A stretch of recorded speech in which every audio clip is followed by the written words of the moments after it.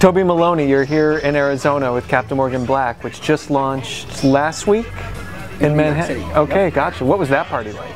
That party was absolutely crazy. It was wonderful. The captain himself was there, and there was just a bunch of hours of great cocktails and dancing and music. What does that mean, the captain himself? The guy who plays the captain in the commercials. Is he like an actor?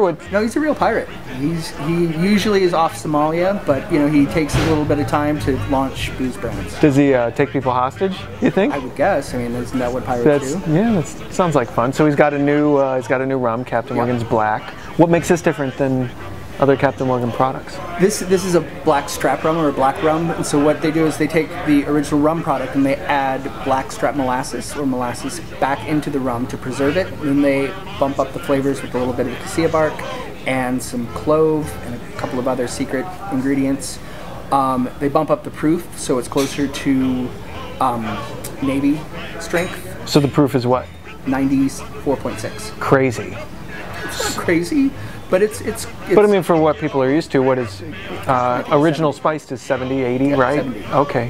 What competes with this? More like a whiskey, right? Exactly. It's definitely a rum for whiskey drinkers. It's really deep. It's complex. It's got a lot of smoke to it, but it's still really smooth. They double char the barrels, and as we know, charcoal is what makes whiskey smooth. Right.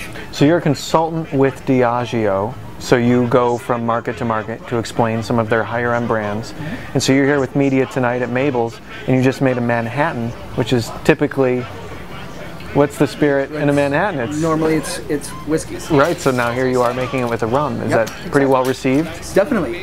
It's really interesting. This is a sugarcane product, and so one of the great things about that is you can make a perfect Manhattan where dry vermouth specifically doesn't go as well with grain spirits like ryes and bourbons, but goes just beautifully with rum. So I'm making a perfect Manhattan with obviously bitters, and then a big lemon. Keeping it simple, 3-4 ingredients. Exactly. Let it speak for itself.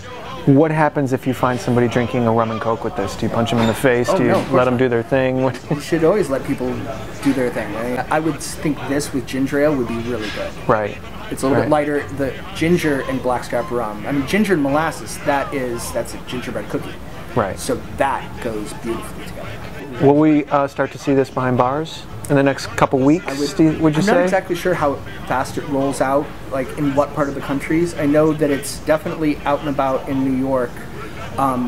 Each state is very different, but I know they're rolling it out as quickly as possible. Gotcha. So I'm traditionally a whiskey drinker, so I'll give this a shot next time I'm out at a bar. Cool. Thanks, buddy. Thank you very much.